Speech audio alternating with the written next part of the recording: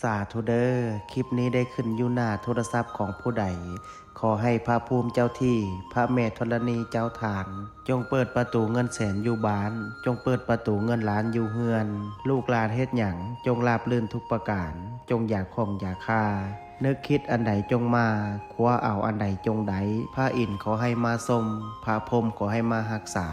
เทวบุตรเทวดาขอให้มาคุ้มครองขอให้สุขกับมั่งขอให้หั่งกับมีขอให้เป็นเศรษฐีหน้าใหม่ขอให้รวยทันใจทุกประการดวงเปิดชีวิตเปิดงานเปิดค้าขายเปิดเงินแสนเงินล้านจงไหลเข้ามามือซ้ายจับเงินตื้อมือขวาจับเงินแสนว่าไปจงมีคนซอยสู้กูเข้ามาบ่มีวันร่มจมขอให้ฟูขึ้นน้ำเต็มพังมั่งมีคือเศรษฐีทั้งหลายนอนไซนอนใจอูอาอูอังนะโมพุทธายะท่านใดที่ได้ร่วมพิมพ์สาธุกดแชร์